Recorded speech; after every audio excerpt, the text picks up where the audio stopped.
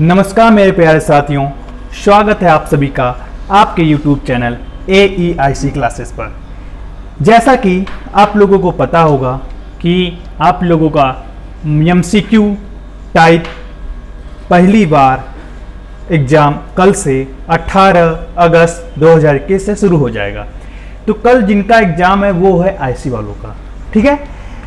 तो सभी लोगों से एक अनुरोध है, जिन लोगों ने अभी तक EDD सेकेंड का मैराथन नहीं देखा है, जिनका पेपर 21 तारीख से, वो जाके जरूर देख लें।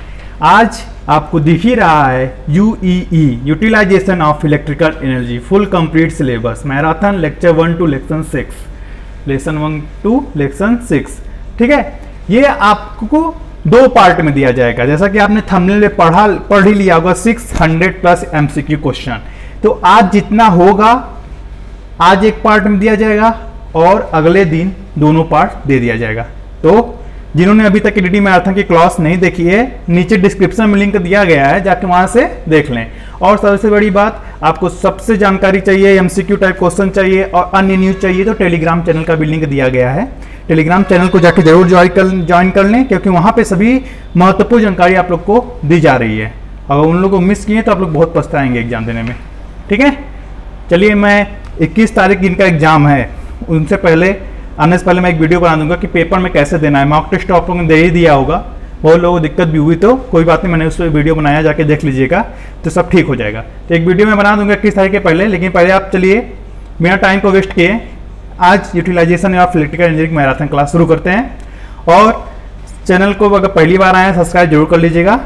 और जिन्हें 4th semester and 2nd semester वाले हैं, उन लोगों को क्लास बहुत जल्दी चलने वाला है। उन लोगों का मैराथन चलेगा, बहुत चलेगा उन लोगों का मैराथन। फाइनली वालों के लिए टाइम बहुत कम है, इसलिए जल्दी जल्दी में जितना हो जा रहा है, लेकिन इंपॉर्टेंट सब है, देख लीजिएगा। इलेक्ट्रिकल हीटिंग से शुरुआत हुई है और सभी सब्जेक्ट के सभी लेसन के टॉपिक को पढ़ाया गया है। 270 प्लस क्वेश्चन है आज लिए गए हैं। अगले पार्ट में 600 प्लस क्वेश्चन आपको टोटल करा दिए जाएंगे। साथ में इस वीडियो के 150 व्यू यानी 150 व्यूज के बाद आप लोग के PDF टेलीग्राम पर प्रोवाइड करा दीजिएगा। चलिए बढ़ते हैं बिना कुछ टाइम को वेस्ट किए आज के पहले क्वेश्चन की तरफ। पहला क्वेश्चन है, बिना कोर विदाउट कोर वाली प्रेरक भट्टी यानी इंडक्शन फर्नेस की उच्च आवृत्ति कितनी होती है, यानी हाई फ्रिक्वेंसी कितनी होती है। मैं इंग्लिश बोलता हुआ चलाऊंगा, जिससे इंग्लिश मीडियम वालों को भी दिक्कत ना हो, ठीक है। तो इस बात का ध्यान रखते हुए चल रहा हूं मैं, ठीक है। सब आप लोग ध्यान से पढ़ते जाइएगा, देखते जाइएगा, सुनते जाइएगा। राइटिंग नहीं समझ में आए सुनते जाइएगा, बस ऑडियो की तरह आप लोग को पूरा तैयार हो जाएगा। चलिए बढ़ते हैं इसका आंसर की तरफ। क्या होता है, कितनी होती है, 500 to 500 साइकिल पर सेकेंड, ठीक है। साइकिल पर सेकेंड है यहाँ पे, ठीक है। 500 से 2500 पर सेकेंड आई होती है। चलिए सेकेंड क्वेश्चन की तरफ। बिना कोर वाली प्रेरक भट्टी की घान क्षमता यानी चार्ज कैपेसिटी, घान लिखा होता है, चार्ज कैपेसिटी इंग्लिश में होती है, तो कंफ्यूज नहीं हो जाएगा, ऑब्वियस नहीं है। घान कैपेसिटी कितनी होती है, तो यहाँ पे इसका आंसर हो जाएगा 1 टन। कितनी होती है, 1 टन। चलिए बढ़ते हैं थर्ड क्वेश्चन की तरफ। सामान्य आवृत्ति वाले जनरल फ्रीक्वेंसी वाली सिंगल फेज इंडक्शन ओवन यानी इंडियन ओवन सिंगल फेज भारतीय भट्टी का स्टैंडर्ड साइज कितने किलोवाट तक रखा जाता है, तो इसका सही आंसर होगा 60 से 300 किलोवाट तक। मैं ज़्यादा टाइम नहीं लूंगा, बस आंसर देखते जाइएगा, क्वेश्चन देखते जाइए, समझते जाइएगा, समझाने का टाइम अभी नहीं है, ठीक है। चलिए फोर्थ क्वेश्चन क्या है, इंडियन सिंगल फेज भट्टियों की मानक वोल्टेज स्टैंडर्ड वोल्टेज कितनी होती है, तो इसके आंसर हो जाएगा 600 वोल्ट, ठीक है। 2 मेटल पार्ट्स के बीच अस्थाई सतत संबंध पैदा करने का प्रक्रम है, यानी कंटिन्यूअस स्टेबिलिटी कंटिन्यूअस रिलेशन पैदा करने का क्या प्रक्रम है, वेल्डन। यानी 2 मेटल पार्ट्स को जोड़ने के लिए, जैसे 2 भिन्न मेटल पार्ट्स हैं, उनको जोड़ने के लिए कौन सा संबंध प्रोवाइड किया जाएगा, कौन सा वो किया जाएगा, तो क्या कहेंगे सभी लोग, इलेक्ट्रिक वेल्डिंग की जाती है, ठीक है, इलेक्ट्रिक वेल्डिंग। चलिए बढ़ते हैं आज के नेक्स्ट क्वेश्चन की तरफ। ये फॉर्ज वेल्डिंग की जाती है। फॉर्ज वेल्डिंग कहाँ की जाती है, बताइए सभी लोग, फॉर्ज वेल्डिंग कहाँ की जाती है, आप सभी लोग को पता होगा, आप लोग पढ़े होंगे वेल्डिंग, तो इसका आंसर दीजिए, पहले कमेंट कर लीजिए। चलिए मैं आंसर बताता हूँ इसका। फॉर्ज वेल्डिंग बिना पूरक पदार्थ के प्रयोग द्वारा की जाती है, यानी बिना फिलिंग मटेरियल के यूज। फिलिंग मटेरियल भरा जाता है, कहीं भी वेल्डिंग की जाती है तो फिलिंग मटेरियल एल्युमिनियम का सहायता लेके वो क्या होते हैं, फिलिंग मटेरियल होते हैं। ठीक है, चलिए बढ़ते हैं नेक्स्ट क्वेश्चन की तरफ। पराश्रव्य वेल्डन, अल्ट्रासोनिक वेल्डन, ठीक है, अल्ट्रासोनिक वेल्डन में किसका प्रयोग होता है, प्रयोग नहीं होता है, मेटल या फिलिंग मेटल का प्रयोग नहीं होता है। ठीक है, मेल्टिंग का या फिलिंग मेटल का प्रयोग नहीं होता, फिलिंग पदार्थ में प्रयोग नहीं होता है पराश्रव्य वेल्डिंग में। उष्मा के आधार पर की जाने वाली इलेक्ट्रिक वेल्डिंग होती है, उष्मा के आधार पर रेजिस्टेंस वेल्डिंग क्या होती है, उष्मा के आधार पर जो वेल्डिंग की जाती है उसे कौन सी वेल्डिंग कहते हैं, रेजिस्टेंस वेल्डिंग कहते हैं। आई होप आप लोग को क्वेश्चन समझ में आ रहा होगा। चलिए बढ़ते हैं आज के नेक्स्ट क्वेश्चन की तरफ। प्रतिरोध वेल्डन प्रक्रम है स्पाट वेल्डन, प्रोजेक्शन, ट्रांसीवर वेल्डन, बट वेल्डन। ऐसे क्या है, प्रतिरोध वेल्डन के प्रक्रम है यानी प्रकार है एक तरीके से। ठीक है, चलिए बढ़ते हैं नेक्स्ट क्वेश्चन की तरफ। वेल्डन में उपयोगी उपकरण कौन कौन से हैं, एसिटिलीन जनरेटर है, वेल्डन टार्च है, ट्रांसफार्मर वेल्डन सेट है। देखिए मैं एमसीक्यू क्वेश्चन इसलिए नहीं लिया क्योंकि मैं एमसीक्यू क्वेश्चन में ज़्यादा टाइम जाता है, इसलिए मैं ऑनलाइन लिया हूँ, उसमें ज़्यादा टाइम नहीं जाएगा और आपको ज़्यादा से ज़्यादा क्वेश्चन हो जाएंगे। तो मैं सारे ऑप्शन जितने बनते हैं उनको मैं एक लाइन में आंसर करके लिख देता हूँ। ठीक है, तो आप लोग को समझ में आएगा, आप लोग आंसर टिक करके आ जाएगा, सही हो जाएगा। ठीक है, चलिए बढ़ते हैं आज के नेक्स्ट क्वेश्चन की तरफ। स्पेशलिटी इतना हो गया, चलिए बढ़ते हैं आज के नेक्स्ट क्वेश्चन की तरफ। ठीक है, आज का नेक्स्ट क्वेश्चन देखिए, वैद्युत तापन में, देखिए ये वैद्युत तापन यानी इलेक्ट्रिक हीटिंग में किस प्रकार की गैसें उत्पन्न नहीं होती हैं। इसमें इसका आंसर क्या होगा, फ्लू गैसेस, दग्ध गैसेस क्या होती हैं, उत्पन्न नहीं होती हैं। निविष्ट विद्युत शक्ति का गणितीय रूप क्या है, ठीक है, निविष्ट शक्ति का गणितीय रूप है P बराबर 2 पाई एफ यानी v square cos phi, 2 pi f C V square cos phi. अब चलिए द्रव गैस में चिमनी की आवश्यकता क्यों नहीं पड़ती है, फ्लूइड गैसेस में चिमनी की आवश्यकता क्यों नहीं पड़ती है, क्योंकि इसमें फ्लूइड गैसेस होते ही नहीं है, इसलिए इलेक्ट्रिक वेल्डिंग में फ्लूइड गैसेस होते ही नहीं है, इलेक्ट्रिक हीटिंग में तो इसमें चिमनी की आवश्यकता नहीं पड़ती है। ठीक है, केन भट्टियों का, देखिए क्वेश्चन देखिएगा, केन भट्टियों का उपयोग मुख्यतः पीतल, कांसा, जिंक, टीन धातुओं के शोधन तथा पिघलाने के लिए होता है। किन भट्टियों का उपयोग, तो एक भट्टी होती है एजाक्स ब्याट और एक होता है वर्टिकल कोल टाइप डायरेक्ट इंडक्शन ओवन। भट्टी को ओवन भी कहते हैं, फर्नेस भी कहते हैं। ठीक है, तो ये भट्टी होती है जिनका उपयोग भट्टियों का मुख्यतः पीतल, कांसा, जिंक के लिए उपयोग किया जाता है। चलिए बढ़ते हैं नेक्स्ट क्वेश्चन की तरफ। हीटिंग कितने प्रकार के होते हैं, हीटिंग देखिए कितने प्रकार के होते हैं, यहाँ पे देख लीजिएगा। एक होती है सोलर हीटिंग होती है, एक फ्यूल हीटिंग होती है। फ्यूल हीटिंग के 2 प्रकार होते हैं, एक 3 प्रकार होते हैं, solid fuel, liquid fuel, gaseous fuel. और तीसरी होती है chemical heating, mechanical heating, atomic heating, electronics heating, electric heating. चलिए बढ़ते हैं आज के नेक्स्ट क्वेश्चन की तरफ। इलेक्ट्रिक हीटिंग की दक्षता अन्य हीटिंग की अपेक्षा कैसी होती है, उच्च होती है। इलेक्ट्रिक हीटिंग दक्षता अन्य हीटिंग की अपेक्षा कैसी होती है, उच्च होती है। इलेक्ट्रिक हीटिंग किस टाइप की हीटिंग होती है, यूनिफॉर्म हीटिंग। कैसे, इसका सही तरीके से जानना है तो इसको जान लीजिए, यूनिफॉर्म तरीके से होती है, क्योंकि ये जब भी हम इलेक्ट्रिक हीटिंग करते हैं, ठीक है, तो आप वो देखें एक जगह इसका दिशा जाता है और कहीं नहीं, सिर्फ एक जगह ताप जहां पे लगा देंगे वहीं ताप होगा। ठीक है, चलिए बढ़ते हैं आज के नेक्स्ट क्वेश्चन की तरफ बिना टाइम को गवाए। देखिए, नॉन कंडक्टिंग मटेरियल्स का तापन का हीटिंग किस हीटिंग के द्वारा संपन्न है, नॉन कंडक्टिंग मटेरियल्स का हीटिंग इलेक्ट्रिक हीटिंग के द्वारा। ठीक है, नॉन कंडक्टिंग आप लोग समझ ही गए होंगे, 10 से पढ़ते आ रहे हैं हाई स्कूल से। सबसे ज्यादा सेफ्टी किस हीटिंग में होती है, किस हीटिंग होती है, इलेक्ट्रिक हीटिंग में होती है, सबसे ज्यादा सेफ्टी होती है। हीट ट्रांसफरिंग क्या है, हीट का एक स्थान से दूसरे स्थान तक पहुंचना हीट ट्रांसफरिंग। अगर हीट देखिए, और एक क्वेश्चन से मेरी बात को ध्यान सुनिएगा, अगर हीट किसी एक मटेरियल से दूसरे मटेरियल में किया जाना है तो दोनों बॉडी जोड़नी चाहिए, जिसमें किया जाता है और जो करने जा रहा है, तो उसकी दोनों को डिफरेंट होना चाहिए। ठीक है, एक दूसरे से। हीट ट्रांसफरिंग के कितने प्रिंसिपल हैं, हीट ट्रांसफरिंग कैसे कैसे होता है, कंडक्शन के द्वारा होता है, कन्वेक्शन के द्वारा होता है, रेडिएशन के द्वारा होता है। कंडक्शन मतलब चालकता के कारण होता है, फिर कन्वेक्शन मतलब संवहन के कारण होता है, फिर उसके बाद रेडिएशन के कारण होता है। ठीक है, समझ गए होंगे, आई होप आप लोग को समझ में आया होगा। ठीक है, चलिए बढ़ते हैं आज के नेक्स्ट क्वेश्चन की तरफ। हीट ट्रांसफरिंग की मात्रा जो होती है, हीट ट्रांसफरिंग की मात्रा किस पर निर्भर करती है, तो इसका होगा आंसर अणुओं के तापांतर पर। हीट ट्रांसफरिंग की मात्रा किस पर निर्भर करती है? अणुओं के ट्रांसफर पर। ठीक है, चलिए बढ़ते हैं आज के नेक्स्ट क्वेश्चन की तरफ। कंडक्शन प्रिंसिपल, देखिए जो कंडक्शन प्रिंसिपल है हीटिंग का किस पर लागू होता है? सॉलिड मेटल पर। कंडक्शन प्रिंसिपल किस पर लागू होता है? सॉलिड प्रिंसिपल पर। तो यहाँ पे चलते हैं, बढ़ते हैं। कंडक्शन प्रिंसिपल के द्वारा किस प्रकार का हीट ट्रांसफर किया जाता है? देखिए यहाँ मैं बता दे रहा हूँ, पूरा लिखा भी हूँ, समझा भी दे रहा हूँ। देखिए, ठीक है, पदार्थ के तापीय अणु स्थिर स्थिति में ही अपने निकटवर्ती अणुओं को अपनी उष्मा प्रदान करते हैं। पदार्थ के तापीय अणु अपने निकटवर्ती स्थिति में अपने अणुओं को उष्मा, पास में ही जो होते हैं उनको उष्मा प्रदान करते हैं। कन्वेक्शन प्रिंसिपल किस पर लागू होता है? द्रव पदार्थों पर, लिक्विड मेटल पर। इस बात को, मेरे क्वेश्चन को ध्यान सुनते जाइएगा, बहुत ही महत्वपूर्ण क्वेश्चन आंसर है। ठीक है, आप लोग के लिए बहुत ही काम है। चलिए बढ़ते हैं आज की नेक्स्ट क्वेश्चन की तरफ। 20 क्वेश्चन हो चुके हैं, 25 क्वेश्चन हो चुके हैं, 26वें क्वेश्चन बढ़ते हैं। चलिए, कन्वेक्शन का पूछा है, कन्वेक्शन का उदाहरण है, तो यहाँ पे हो जाएगा वाटर इमर्सन हीटर। ठीक है, चलिए बढ़ते हैं आज की नेक्स्ट क्वेश्चन की तरफ।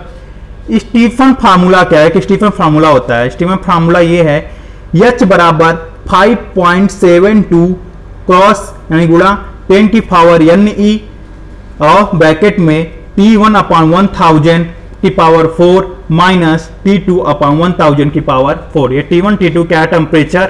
टेम्परेचर डिफरेंट टेम्परेचर है।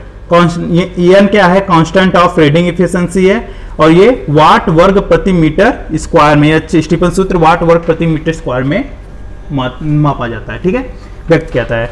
ये N का मान यानी ये constant of radiation efficiency N का मान किस पर निर्भर करता है? तो यहाँ पे ये है तापक अवयवों की संख्या तथा उनकी व्यवस्था पर निर्भर करता है। तापक अवयव की संख्या एवं उनकी व्यवस्था पर निर्भर करता है। ठीक है, अब आइए, सिंगल एलिमेंट व मल्टी एलिमेंट के लिए N का मान कितना होता है? सिंगल के लिए 1 तथा मल्टी एलिमेंट के लिए 0.5 एवं 0.8 के बीच परिवर्तित होता रहता है। ठीक है, अब चलिए बढ़ते हैं आज की नेक्स्ट क्वेश्चन की तरफ। काली वस्तु यानी ब्लैक मटेरियल्स तथा प्रतिरोध तापन अवयवों के लिए E का मान कितना लिया जाता है? काली वस्तु यानी ब्लैक वस्तु के लिए E का मान 1 लिया जाता है, और रेजिस्टेंस हीटिंग के लिए 0.9 लिया जाता है। E यहाँ पे क्या है? उत्सर्जकता है, यानी एमिसिविटी है। जिनको नहीं आता है वो जाके देख सकते हैं अगर उनके पास टाइम समझ में आ रहा है। मैंने ऑप्शन इसलिए लेके आपको ज़्यादा क्वेश्चन कराऊँ, इसलिए समझाना भी अभी नहीं जरूरी है, आपको बस क्वेश्चन और आंसर देखना है। रेजिस्टेंस हीटिंग किस सिद्धांत पर निर्भर करता है? रेजिस्टेंस हीटिंग जूल के सिद्धांत, ये पक्का आएगा, 100% आएगा। किस पर निर्भर करता है? रेजिस्टेंस हीटिंग जूल के सिद्धांत पर। यदि किसी उच्च प्रतिरोधकता R ओम के, ठीक है, वैद्युत चालक में I एम्पियर की धारा T सेकंड के लिए प्रवाहित की जाए तो उत्पादित ऊष्मा कितना होगा? चलिए बढ़ते हैं इसके आंसर की तरफ।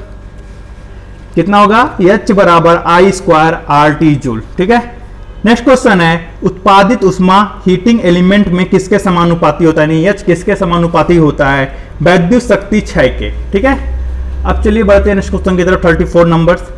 रेजिस्टेंस हीटिंग का पावर फैक्टर कितना होता है? cos phi बराबर 1। कितना होता है? cos phi बराबर 1। ठीक है, रेजिस्टेंस ओमेन यानी भट्टियों में किस प्रकृति के एलिमेंट होते हैं? तो क्या होते हैं? High resistivity. प्रतिरोध भट्टियों में किस प्रकृति के एलिमेंट होते हैं? High resistivity. देखिए हाई रेजिस्टिविटी होगी तो इलेक्ट्रिक जितना जाएगा, हीट ज़्यादा गर्म होगा, मेटल ज़्यादा गर्म होगा तो ज़्यादा हीट दे देगा, जिससे हीट ज़्यादा होंगे। ठीक है, भट्टियों में लगने वाले एलिमेंटों का चुनाव किस पर निर्भर करता है? लगने वाले प्रतिरोध तारों पर। प्रतिरोध भट्टियों का निर्माण किन पदार्थों से किया जाता है? प्रतिरोध भट्टियों का निर्माण किन पदार्थों से किया जाता है?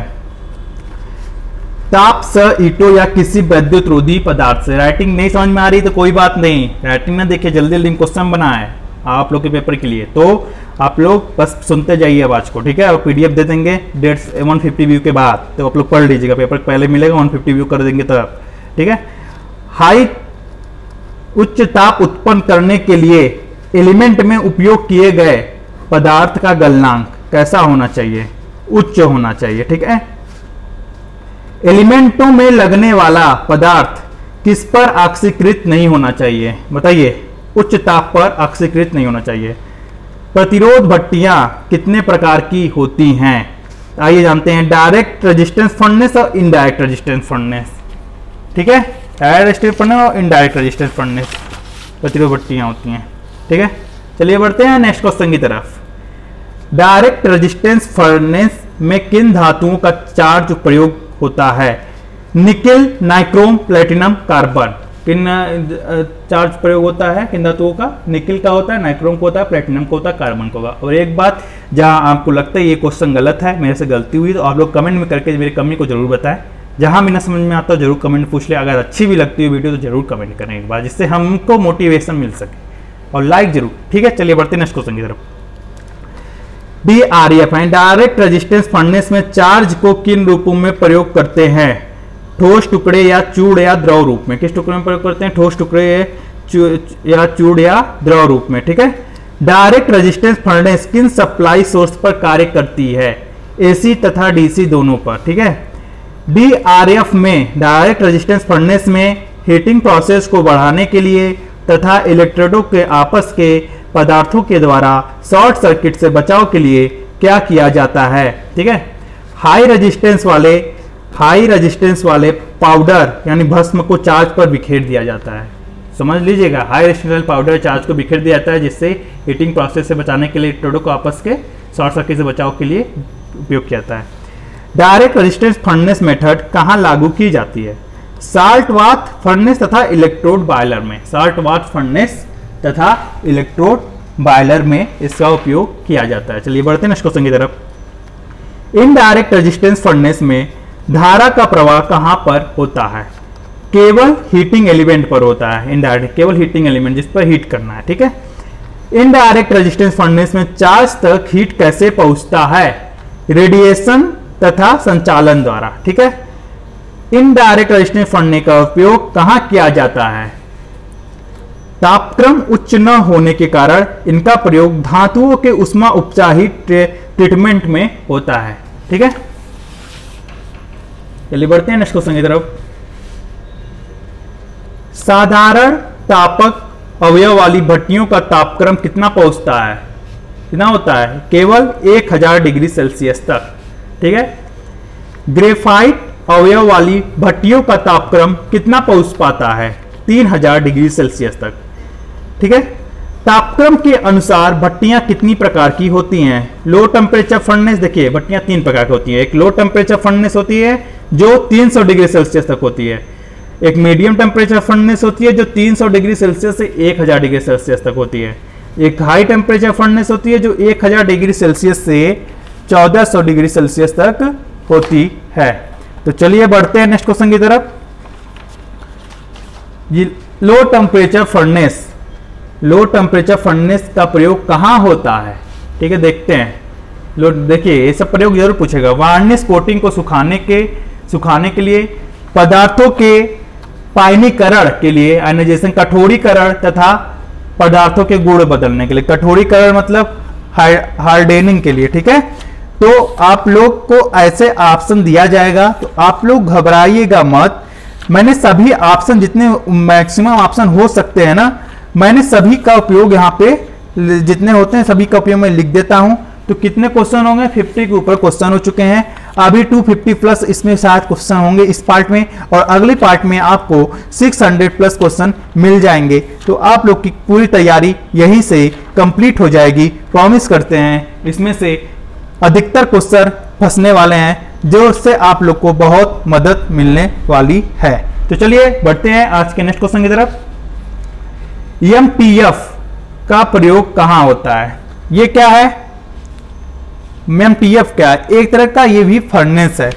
इसका पूरा नाम है, ठीक है, MTF मतलब मीडियम टेम्परेचर फर्नेस का प्रयोग कहां होता है? इसका उपयोग होता है तापानुशीतन या अनिलन यानी रेफ्रिजरेशन या अनिलिंग के लिए, अलौ धातुओं के पिघलाने में।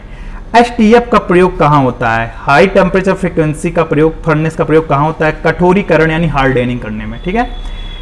अब देखिए इंडक्शन हीटिंग में उत्पादित ऊष्मा का एडी करंट की फ्रीक्वेंसी से कैसे संबंध स्थापित करते हैं? ठीक है। क्या होता है, फ्रीक्वेंसी के वर्ग के समानुपाती होता है, H proportional to f square. Induction heating में उत्पादित समय एच क्या होता है, फ्रीक्वेंसी के एफ स्क्वायर के समानुपाती होता है। तो चलिए बढ़ते हैं आज के नेक्स्ट क्वेश्चन की तरफ। मेरे प्यारे साथियों, आई होप आप लोग को वीडियो अच्छी लग रही होगी, तो प्लीज लाइक कमेंट शेयर। चलिए बढ़ते हैं आज के नेक्स्ट क्वेश्चन की तरफ। ठीक है, नेक्स्ट क्वेश्चन है आज का 56 क्वेश्चन। ठीक है, इंडक्शन हीटिंग से उत्पन्न ऊष्मा का प्रयोग कहां किया जाता है? मेल्टिंग में, स्मेल्टिंग में, प्योरिफिकेशन में, हीट हार्डनिंग में, सोल्डरिंग में, मॉडर्न वेल्डिंग तथा अनिलिंग में और अनिलिंग के लिए किया जाता है। ठीक है, अब चलिए बढ़ते नेक्स्ट क्वेश्चन की तरफ। Horizontal core type direct induction furnace की संरचना किसके भांति होती है? इसकी संरचना तथा कार्य सिद्धांत कोर टाइप संरचना के ही समान होती है। ठीक है, अब चलिए बढ़ते हैं नेक्स्ट क्वेश्चन की तरफ। Horizontal core type direct CTDIF मतलब core type direct induction furnace में ट्रांसफार्मर की सेकेंडरी वाइंडिंग की जगह क्या होता है, बताइए। तो क्या होता है यहाँ पे, इंसुलेटिंग मटेरियल, इलेक्ट्रिक इंसुलेटिंग पदार्थ की बनी हुई एक मूसा यानी क्यूरिक कप, इसे कहते हैं क्रूसिबल, ठीक है, में चार्ज भरा होता है जो ट्रांसफार्मर की सेकेंडरी वाइंडिंग का कार्य करता है। ठीक है, चलिए बढ़ते हैं आज के नेक्स्ट क्वेश्चन की तरफ। भरे चार्ज का प्रतिरोध, रेजिस्टेंस या प्रतिबाधा का मान कितना होता है? लगभग नगण्य होता है। ठीक है, 60 क्वेश्चन है। Ajax Wyatt vertical core type direct induction furnace में चार्ज के लिए हॉरिजॉन्टल रन चैनल के स्थान पर किस टाइप का चैनल प्रयोग में लाते हैं? तो किस टाइप का? वर्टिकल टाइप का चैनल प्रयोग में लाते हैं। ठीक है, चलिए बढ़ते हैं नेक्स्ट क्वेश्चन की तरफ, 61 क्वेश्चन की तरफ। अजाक्स ब्याट फर्नेस का उपयोग कहां किया जाता है? अलौह धातुओं के शोध तथा पिघलाने के लिए किया जाता है अजाक्स ब्याट फर्नेस का उपयोग। चलिए बढ़ते हैं आज के नेक्स्ट क्वेश्चन की तरफ। अजाक्स ब्याट में किस भुजा को बी नली के केंद्र से गुजारा जाता है? ठीक है, मिडिल एलिमेंट और लिम्ब को मध्य भुजा से। ठीक है, अजाक्स ब्याट फर्नेस का कवच किसका बना होता है? किसका बना होता है? स्टील मेटल की मोटी चादर का। ठीक है, जर्नल फ्रीक्वेंसी, समान फ्रीक्वेंसी आवृत्ति पर 50 सेकेंड पर सेकेंड वाली सिंगल फेज भारतीय भट्टियों इंडियन फर्नेस का मानक साइज, स्टैंडर्ड साइज कितना रखा जाता है? 60 से 300 किलोवाट तक रखा जाता है। ठीक है, इंडियन सिंगल फेज भट्टियों का मानक वोल्टेज कितनी होती है? 600 वोल्ट होती है, मानक वोल्टेज होती है। ठीक है, सामान्य प्रचालन अवस्था में अजाक्स ब्याट फर्नेस की दक्षता कितनी होती है? बताइए। लगभग 75% होती है। समझ गए दोस्तों? चलिए बढ़ते हैं नेक्स्ट क्वेश्चन की तरफ। अजाक्स ब्याट फर्नेस में लीकेज रिएक्टेंस का मान कितना होता है? कितना होता है? न्यूनतम होना चाहिए। ठीक है, चलिए बढ़ते हैं नेक्स्ट क्वेश्चन की तरफ। सामान्य आवृत्ति 50 सेकेंड पर साइकिल पर अजाक्स ब्याट का एवरेज पावर फैक्टर, ये पावर फैक्टर कितना होता है? तो इसका आंसर हो जाएगा 0.8 से 0.85 तक अजाक्स ब्याट फर्नेस का पावर फैक्टर होता है। चलिए बढ़ते हैं नेक्स्ट क्वेश्चन की तरफ। अजाक्स ब्याट फर्नेस का उपयोग कहां नहीं किया जा सकता है? तो इसका उपयोग कहां नहीं किया जा सकता है? इंटरमिटेंट वर्क यानी आंतरिक कार्यों के लिए इसका उपयोग तो नहीं कर सकते भाई, नहीं कर सकते अजाक्स ब्याट का। ठीक है, चलिए बढ़ते हैं आज के नेक्स्ट क्वेश्चन की तरफ। तो आज का नेक्स्ट क्वेश्चन है आपके स्क्रीन पर, ये रहा। चलिए, अजाक्स ब्याट का प्रयोग लिखिए, लिखो भाई। प्रयोग कहां किया जाता है? पीतल में किया जाता है, कांसा में किया जाता है, जिंक, टिन, एल्युमिनियम आदि अलौह धातुओं के शोधन तथा पिघलाने के लिए किसका उपयोग किया जाता है? Ajax bat. यार मेरे प्यारे दोस्तों, बस सुन लेना मेरे ऑडियो के, से तैयार हो जाएगा। पीडीएफ पढ़ना, 150 व्यू के बाद पीडीएफ मिलेगा, जानते रहना, 150 व्यू के बाद। और मेरी वीडियो को सुन लेना, देखो टॉप करके आओगे। चलो बढ़ते हैं आज नेक्स्ट क्वेश्चन तरफ। डाई इलेक्ट्रिक हीटिंग क्या है? जब इंसुलेटिंग मटेरियल्स को प्रत्यावर्ती विद्युत क्षेत्र में रखा जाता है, ठीक है, तब आंतरिक परमाणविक घर्षण, एटॉमिक फ्रिक्शन के कारण, ठीक है, इंग्लिश वालों भी सुनते रहे, परावैद्युत हानि, डाइलेक्ट्रिक लॉस होती है। जो उष्मा के रूप में परावर्तित होकर तापन करती है। मैं सब्जेक्टिव भी लेके चल रहा हूं जिससे आपको कोई प्रॉब्लम ना हो। ठीक, चलिए बढ़ते हैं आज के नेक्स्ट क्वेश्चन की तरफ। डाइलेक्ट्रिक हीटिंग किसके समानुपाती होता है?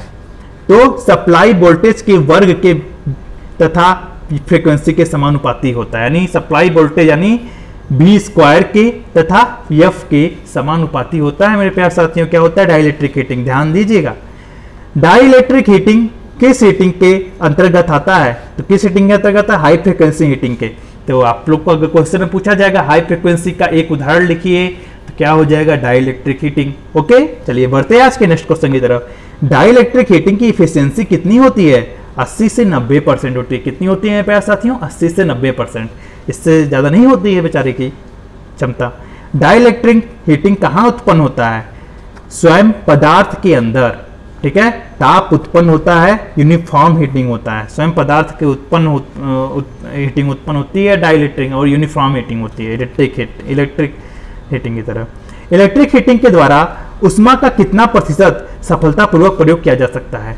65 से 100% इसका उष्मा को इलेक्ट्रिक हीटिंग के द्वारा उष्मा प्रयोग किया जाता है, वेस्ट नहीं होता है। चलिए बढ़ते हैं आज के नेक्स्ट क्वेश्चन की तरफ।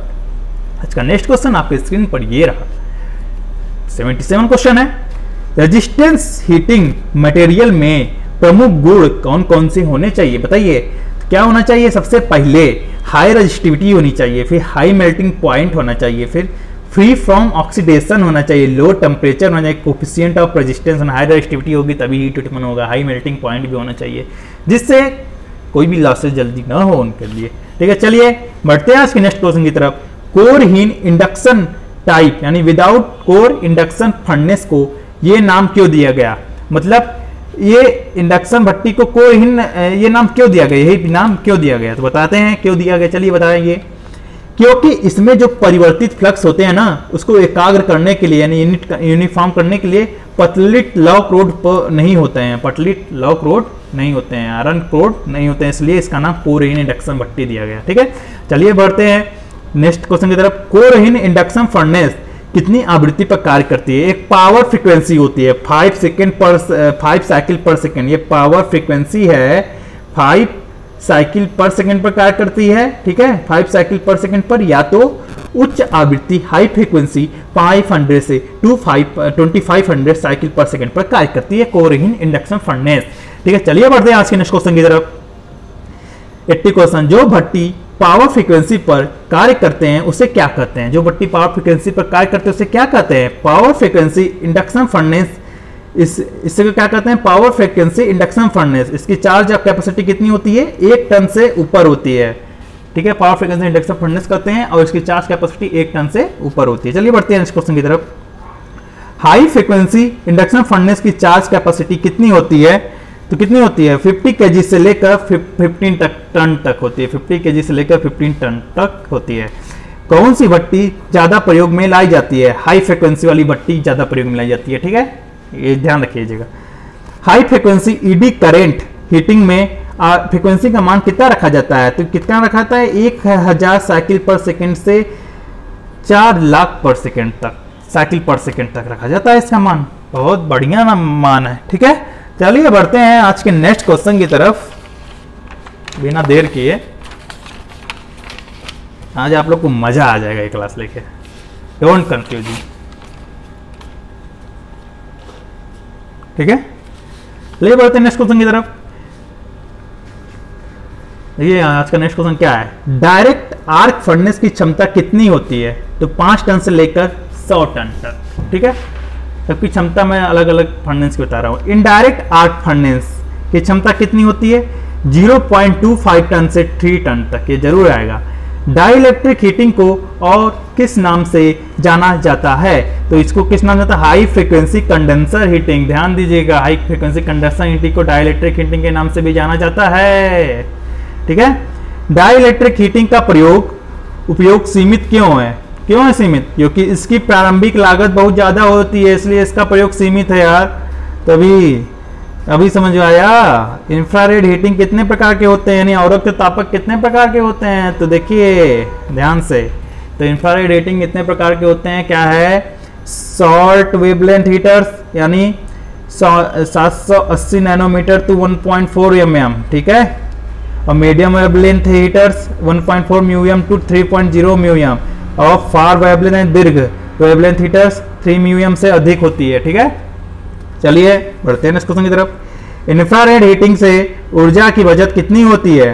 50% हाई इफिशियंसी, 50% बचत होती है, यानी हाई इफिशियंसी इसकी होती है इंफ्रारेड हीटिंग से। इंफ्रारेड हीटिंग आर्क फर्नेस में आर्क कहाँ उत्पन्न होता है? दो इलेक्ट्रोडों के मध्य चार्ज की सतह पर, चार्ज की सरफेस पर इनडायरेक्ट आर्क फर्नेस में आर्क उत्पन्न होता है। चलिए बढ़ते हैं बिना लेट किए नेक्स्ट क्वेश्चन पर।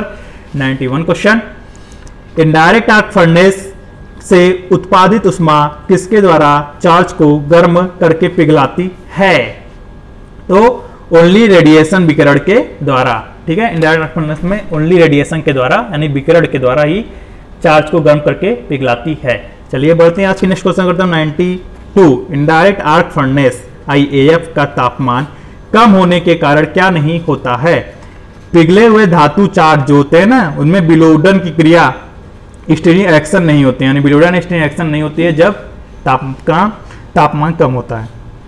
चलिए बढ़ते हैं नेक्स्ट क्वेश्चन की तरफ 93। इनडायरेक्ट आर्क फर्नेस का आकार कैसा होता है?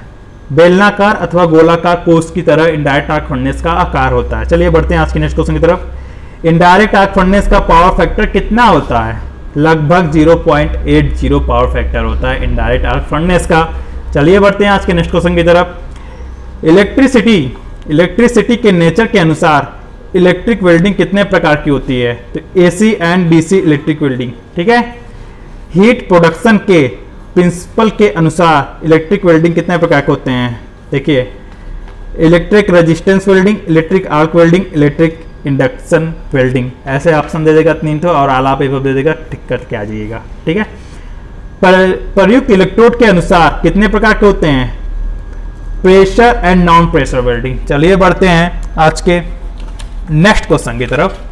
तो क्या है आज का नेक्स्ट क्वेश्चन? देखिए 97 क्वेश्चन, 97 नंबर का क्वेश्चन 97 पहुंच गए। आई होप आप लोग को अच्छा लग रहा होगा। कोटिंग ऑफ इलेक्ट्रोड के अनुसार वेल्डिंग कितने प्रकार के होते हैं? Coated and non coated electric welding. ठीक है, नंबर ऑफ इलेक्ट्रोड के अनुसार वेल्डिंग कितने प्रकार का होता है? Single and multi electrode welding. ठीक है, शिल्डिंग के अनुसार वेल्डिंग कितने प्रकार के होते हैं? Shielded and non shielded welding. Heat conduction के अनुसार वेल्डिंग कितने प्रकार का होता है? तो hot and cold welding, heat conduction के अनुसार। ठीक है, फीलर मटेरियल के अनुसार वेल्डिंग कितने प्रकार के होते हैं? Non feeler and feeler material welding, यानी पूरक जिसमें पदार्थ भरा जाता है। ठीक है, रेफ्रिजरेंट क्या है, यानी प्रशीतक क्या है? ठीक है, वह हीट कैरिंग मीडियम जिसकी सहायता से हीजिंग होता है, हिमीकरण होता है। चलिए बढ़ते हैं आज नेक्स्ट क्वेश्चन के 103। जिस तापमान पर नियंत्रण खुल जाता है अर्थात मोटर कंप्रेसर बंद हो जाता है, उसे क्या कहते हैं? Cutout point. ध्यान दीजिएगा, मोटर बंद होने को क्या कहते हैं फ्रिज में, या ऐसे चलती है, देखते होंगे 26 किसी भी डिग्री टेम्परेचर पर कर दे रहे हैं, फिर कुछ देर में वो चल रहा है, बंद कर दे। जब तक कमरे का तापमान उसके तापमान के बराबर हो जाता है, कंप्रेसर क्या होता है? बंद हो जाता है, यानी वो नियंत्रण खुल जाता है और मोटर कंप्रेसर क्या होता है? बंद हो जाता है। तो मतलब उसे क्या कहते हैं? Cutout point. अब देखिए नेक्स्ट क्वेश्चन। जिस तापमान पर नियंत्रण बंद हो जाता है और तथा मोटर कंप्रेसर खुल जाता है, तो उसे क्या कहते हैं? Cut in point. यानी जैसे ही रूम का तापमान उसके तापमान से कम हुआ, तो उसको उतना तापमान बराबर करने के लिए ना फिर से वो कंप्रेसर चालू हो जाएगा और नियंत्रण बंद हो जाएगा। ठीक है, फिर उसे क्या कहते हैं? Cut in point. ठीक है, चलिए बढ़ते हैं आज के नेक्स्ट क्वेश्चन की तरफ। आर्क वेल्डिंग में कितना ताप उत्पन्न होता है? तो कितना ताप उत्पन्न? 3500 degree Celsius, 3500 degree Celsius arc welding में ताप उत्पन्न होता है। रेजिस्टेंस वेल्डिंग में कितने प्रकार की होती है? रेजिस्टेंस वेल्डिंग देखो फिर से मैं बता दे रहा हूँ, butt welding, semi welding, spot welding, projection welding. ठीक है, चलिए बढ़ते हैं आज के next question. Simple butt welding में वोल्टेज तथा करंट की वैल्यू कितनी होती है? देखो सिंपल बट वेल्डिंग में वोल्टेज की वैल्यू होती है 2 से 8 वोल्ट, करंट कितना होता है? 50 एम्पियर से कई सौ एम्पियर तक होता है सिंपल बट वेल्डिंग में। ठीक है, चलिए बढ़ते हैं आज के नेक्स्ट क्वेश्चन की तरफ। बट वेल्डिंग से किसको जोड़ा जाता है? देखो ट्यूब को जोड़ा जाता है, छड़ों को जोड़ा जाता है, तारों को बट वेल्डिंग से जोड़ा जाता है। ठीक है, चलिए बढ़ते हैं आज के नेक्स्ट क्वेश्चन की तरफ। फ्लैश बट वेल्डिंग में सप्लाई वोल्टेज कितनी होती है? 1 से 20 वोल्ट तक। और एक बात पूछा जाएगा, ये बट वेल्डिंग के प्रकार है, एक सिंपल बट वेल्डिंग है और एक फ्लैश बट वेल्डिंग। तो बट वेल्डिंग कितने प्रकार के होते हैं? तो दो प्रकार के होते हैं, सिंपल बट वेल्डिंग और फ्लैश बट वेल्डिंग। ठीक है, चलिए बढ़ते हैं आज के नेक्स्ट क्वेश्चन की तरफ। शीट मेटल्स, ठीक है, आई होप आप लोग को अच्छा लग रहा होगा। शीट मेटल्स को जोड़ने के लिए किस वेल्डिंग का उपयोग किया जाता है? तो स्पॉट वेल्डिंग का उपयोग किया जाता है। ठीक है, चलिए बढ़ते हैं इसको की तरफ। स्पॉट वेल्डिंग में 2 वोल्ट की वोल्टता पर कितनी धारा प्रवाहित की जाती है? 5000 एम्पियर। ठीक है, स्पॉट वेल्डिंग में धारा प्रवाहित किए जाने का समय किस पर निर्भर करता है? धातु चादरों की मोटाई पर, कितनी मोटी है उस पर निर्भर करता है। ठीक है मेरे प्यारे साथियों, आई होप आप लोग को वीडियो अच्छा लग रहा हो तो please like share comment and Telegram channel join करें जिससे आप लोग को हेल्प हो सके। चलिए बढ़ते हैं आज नेक्स्ट क्वेश्चन की तरफ। 113 1.25 mm मोटी चादरों में लैप जॉइंट बनाने में किस विधि का उपयोग किया जाता है? किस विधि का उपयोग करते हैं? तो किस विधि का? स्पॉट वेल्डिंग का उपयोग करते हैं। ठीक है, अब चलिए बढ़ते हैं आज नेक्स्ट क्वेश्चन की तरफ। सूक्ष्म तरंग भट्टी माइक्रोवेव ओवन के प्रमुख भाग क्या है? देखिए माइक्रोवेव ओवन के प्रमुख भाग है ये सब। मैग्नेट्रॉन है, भट्टी कक्ष है, घूर्णन प्लेट, नियंत्रण प्लेट है, नियंत्रण पैनल है, सुरक्षा बटन, ये मैग्नेट्रॉन, भट्टी कक्ष, घूर्णन प्लेट, यानी 5 मुख्य माइक्रोवेव के प्रमुख भाग। अगर सब आ जाते हैं तो ऑल ऑफ कोई एक आ जाता है, इसमें टिक करके सही क्वेश्चन करके आ जाइएगा। ठीक है, 1 नंबर पर आ जाइएगा। माइक्रोवेव ओवन का सबसे प्रमुख भाग क्या है? मैग्नेट्रॉन है सबसे प्रमुख भाग, ध्यान दीजिएगा इस बात का, पक्का क्वेश्चन आएगा। माइक्रोवेव ओवन में तरंग की फ्रीक्वेंसी कितनी होती है? 2450 मेगाहर्ट्ज होती है। 2450 मेगाहर्ट्ज माइक्रोवेव ओवन में वेव की फ्रीक्वेंसी होती है। माइक्रोवेव ओवन में टर्न प्लेट का क्या कार्य है? खाद्य पदार्थों को मंद गति से अपनी धुरी पर घूर्णन कराना है, यही काम है। माइक्रोवेव ओवन में जो खाना होता है, जैसे माइक्रोवेव में कोई भी चीज़ पकाने के लिए रखें या गर्म करने के लिए रखें तो देखते हो रखते ही तुरंत ही घूमने लगता है। ठंडा शीशे में आप देखते हैं ये इतना चक्र की तरह घूम रहा है। जब घूम जाता है घूमते घूमते पक जाता है, कुछ दिन में अपने आप हीट बंद हो जाता है उसका। जब हीट हो जाता है तो वही क्या होता है, कौन घुमाता है? टर्न प्लेट घुमाता है। कभी भी देखिएगा तो समझिएगा। टर्न प्लेट जो होता है, घूर्णन प्लेट किसका बना होता है? टेम्परेचर प्रूफ ग्लास का बना होता है। टेम्परेचर प्रूफ ग्लास, जिससे टेम्परेचर प्रूफ ग्लास, जिससे तो कोई टेम्परेचर का असर ही ना हो, ना हीटिंग का ज्यादा असर ना हो। टर्न प्लेट की घूर्णन गति कितनी होती है? एसी सिंक्रोनस मशीन के द्वारा एवरेज होती है 2 to 3 आरपीएम होती है average speed. AC synchronous machine के द्वारा 2 to 3 आरपीएम होती है। ठीक है, चलिए बढ़ते हैं आज के नेक्स्ट क्वेश्चन की तरफ बिना लेट किए। माइक्रोवेव ओवन का मस्तिष्क ब्रेन किसे कहते हैं? कंट्रोल पैनल को कहते हैं माइक्रोवेव ओवन का मस्तिष्क। ठीक है, माइक्रोवेव ओवन में किसकी सहायता से अतिरिक्त ऊष्मा को बाहर निकालते हैं? हीट सिंक की सहायता से। जो अतिरिक्त ऊष्मा होती है हीट सिंक की सहायता से माइक्रोवेव ओवन में बाहर निकालते हैं। सोलर एनर्जी हीटिंग कितने प्रकार की होती है? Direct solar heating, indirect solar heating. यानी देखिए हीट सिंक जो क्या कार्य करता है, माइक्रो जो अतिरिक्त हीटिंग होती है ना उसको बाहर निकालता है। ठीक, अब सोलर एनर्जी हीटिंग कितने प्रकार? Direct solar heating, indirect solar heating. चलिए बढ़ते हैं आज नेक्स्ट क्वेश्चन की तरफ। सोलर सेल के लिए, सोलर सेल जो होता है, उपयुक्त पदार्थ का मापदंड क्या होना चाहिए? उनमें बैंड गैप कितना होना चाहिए? 1 इलेक्ट्रॉन वोल्ट से 1.8 इलेक्ट्रॉन वोल्ट, और हाई ऑप्टिकल एब्जॉर्प्शन के अंदर होना चाहिए, और हाई इलेक्ट्रिक कंडक्टिविटी होनी चाहिए। गुड होना चाहिए, मापदंड होना चाहिए सोलर सेल के लिए उपयुक्त पदार्थ में। ठीक, सोलर सेल में प्रयुक्त पदार्थ कौन कौन से हैं? Silicon, CDT, gallium arsenic, Cu indium, SC2। ठीक है, ये 4 पदार्थ प्रयुक्त पदार्थ हैं। ठीक है, जाके फुल फॉर्म पता कर लीजिए, इतना टाइम नहीं है बताने के लिए। ठीक है, चलिए बढ़ते हैं नेक्स्ट क्वेश्चन की तरफ। Single junction silicon solar cell द्वारा अधिकतम ओपन सर्किट वोल्टेज कितना विभव उत्पन्न करता है? लगभग 0.5 से 0.6 वोल्ट तक विभव उत्पन्न करता है। ठीक है, चलिए बढ़ते हैं आज के नेक्स्ट क्वेश्चन की तरफ। चलिए बताइए, फटाफट बताइए तो। सीम वेल्डिंग, ठीक है, सीम वेल्डिंग में स्पॉट वेल्डिंग के इलेक्ट्रोडों के स्थान पर कौन से इलेक्ट्रोड लगे होते हैं? कौन से इलेक्ट्रोड लगे होते हैं? Revolving wheels electrode. ठीक है, चलिए बढ़ते हैं आज के नेक्स्ट क्वेश्चन की तरफ। सीम वेल्डिंग का उपयोग कहां किया जाता है? ट्रांसफार्मर के टैंक फ्रिज, हवाई जहाज के टैंक आदि की टंकियां तथा विभिन्न प्रकार के डिब्बों को बंद करने के लिए सीम वेल्डिंग का उपयोग किया जाता है। जिनके डब्बे बंद करना होता है ना, इसलिए सीम वेल्डिंग कई लगाते हैं। चलिए बढ़ते हैं आज के नेक्स्ट क्वेश्चन की तरफ। प्रोजेक्शन वेल्डिंग में प्रयुक्त इलेक्ट्रोड कैसा होता है? चपटा होता है, ठीक है। जहां स्पॉट वेल्डिंग करना कठिन होता है वहां कौन सी वेल्डिंग की जाती है? Projection welding. ध्यान दीजिएगा। इलेक्ट्रिक आर्क वेल्डिंग उत्पन्न करने के लिए कितनी सप्लाई की आवश्यकता होती है? देखिए, एसी सप्लाई 70 वोल्ट से 100 वोल्ट तक, डीसी सप्लाई 50 वोल्ट से 60 वोल्ट तक। यानी इलेक्ट्रिक आर्क उत्पन्न करना है स्टार्टिंग में तो इतना वोल्ट की आवश्यकता पड़ती है।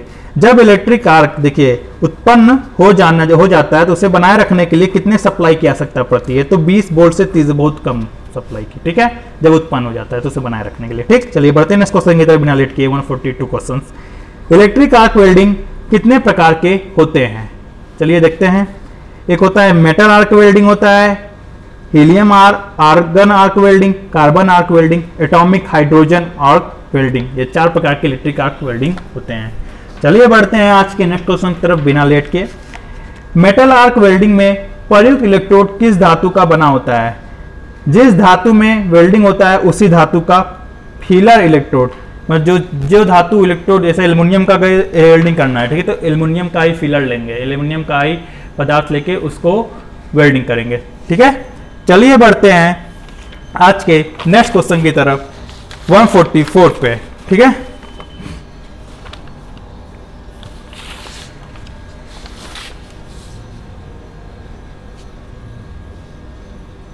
तो 144 क्वेश्चन, तो क्वेश्चन है मेटल आर्क वेल्डिंग MAW में किस प्रकार का इलेक्ट्रोड प्रयोग करते हैं? देखिए हम शॉर्ट फॉर्म लिखे हैं तो उसका हम बोलते जाएंगे तो ध्यान दीजिएगा, नहीं तो भूल सकते हैं आप लोग, कंफ्यूजन हो सकती है, तो ध्यान दीजिएगा। मेटल आर्क वेल्डिंग में किस प्रकार का इलेक्ट्रोड प्रयोग किया जाता है? Coated and uncoated electrode metal arc welding में प्रयोग किया जाता है, ठीक है। कोटेड इलेक्ट्रोड पर किसका लेप चढ़ा होता है तथा उसका कार्य क्या होता है? फ्लक्स का लेप चढ़ा होता है तथा उसका कार्य पिघली हुई धातु को ऑक्सीकरण से बचाना होता है। पिघली हुई धातु को किससे बचाना होता है? ऑक्सीकरण से बचाना होता है मेटल आर्क वेल्डिंग का जो फ्लक्स का लेप चढ़ा होता है, ठीक है। CAW में किस इलेक्ट्रोड का प्रयोग होता है? तो कार्बन आर्क वेल्डिंग में किस इलेक्ट्रोड का प्रयोग होता है? तो किसका प्रयोग होता है? कार्बन या ग्रेफाइट इलेक्ट्रोड का, कार्बन आर्क वेल्डिंग में, ठीक है। CAW कार्बन आर्क वेल्डिंग किस प्रकार की सप्लाई प्रयुक्त है? DC सप्लाई, ठीक है।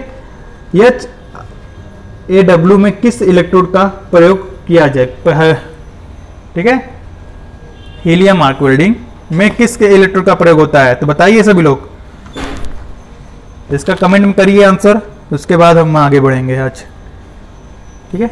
चलिए देखिए ऑप्शन, टंगस्टन इलेक्ट्रोड का प्रयोग करते हैं। हीलियम आर्क वेल्डिंग को और किस नाम से जाना जाता है? अक्री आर्क वेल्डिंग, ठीक है। और किस नाम से जाना जाता है? अक्री arc welding. Helium arc welding का उपयोग कहाँ किया जाता है? देखिए, एल्युमिनियम मैग्नीशियम की मिश्र धातुओं तथा स्टेनलेस स्टील के वेल्डन में हीलियम आर्क वेल्डिंग का उपयोग करते हैं। चलिए बढ़ते हैं आज के नेक्स्ट क्वेश्चन की तरफ। हीलियम आर्क वेल्डिंग में कितना ताप, एल्युमिनियम हीलियम आर्क वेल्डिंग में कितना ताप प्राप्त होता है? 4000 डिग्री सेल्सियस, ठीक है। इसका प्रयोग कहाँ होता है? Carbon steel, stainless steel, alloy तथा एल्युमिनियम के वेल्डन में, ठीक है। आई होप आप लोग को ये क्लास बहुत ही अच्छी लग रही होगी। तो आप ये एटॉमिक है, एल्युमिनियम नहीं, atomic helium arc welding, atomic helium arc welding का प्रयोग कहाँ होता है? कार्बन स्टील में, स्टेनलेस स्टील में, एलॉय तथा एल्युमिनियम के वेल्डन में, ठीक है। चलिए बढ़ते हैं आज के नेक्स्ट क्वेश्चन की तरफ। इलेक्ट्रिक आर्क का अधिकतम वोल्टेज का मान किसके बराबर होता है? ओपन सर्किट वोल्टेज के बराबर होता है, ठीक है। फ्रिक्शन स्टीर वेल्डिंग यानी FSW का उपयोग कहाँ किया जाता है? एल्युमिनियम और कॉपर को जोड़ने के लिए। इलेक्ट्रिक वेल्डिंग इक्विपमेंट कौन कौन से हैं? वेल्डिंग ट्रांसफार्मर और DC वेल्डिंग ट्रांसफार्मर, ये इलेक्ट्रिक वेल्डिंग इक्विपमेंट है, ठीक है। वेल्डिंग ट्रांसफार्मर किस प्रकार का ट्रांसफार्मर है? स्टेप डाउन ट्रांसफार्मर है जिसका 80 से 100 वोल्ट पर होता है, ठीक है। चलिए बढ़ते हैं, स्टेप डाउन होता है, ठीक। चलिए बढ़ते हैं नेक्स्ट क्वेश्चन की तरफ। वेल्डिंग ट्रांसफार्मर में SW में हाई करंट का कंट्रोल करने के लिए क्या किया जाता है? सेकेंडरी वाइंडिंग, ठीक है, 80 से 100 volt secondary winding. Welding transformer जो सेकेंडरी वाइंडिंग में हाई करंट को कंट्रोल करने के लिए क्या किया जाता है? टाइपिंग स्विचेज व लगातार घूमने वाले स्विचेज का उपयोग किया जाता है, क्या कम करने के लिए? हाई करंट का कंट्रोल करने के लिए, ठीक है। चलिए बढ़ते हैं नेक्स्ट क्वेश्चन की तरफ। नेक्स्ट क्वेश्चन है, देखिएगा ध्यान से।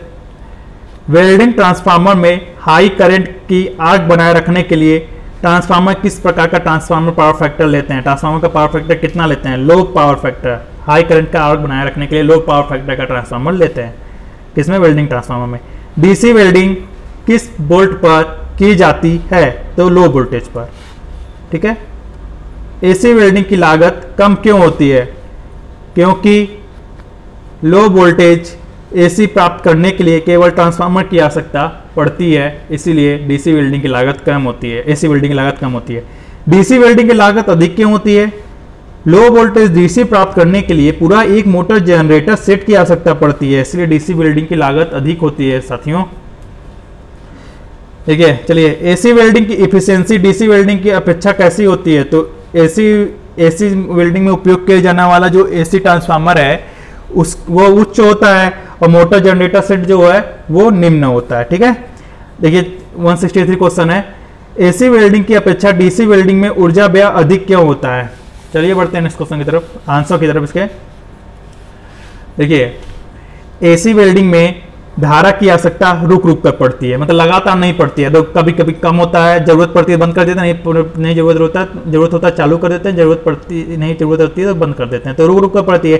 तथा मोटर जनित क्षेत्र को लगातार चलाना पड़ता है जब तक वेल्डिंग होती रहती है तब तक, ठीक है। ट्रैक्शन सिस्टम कितने प्रकार के होते हैं?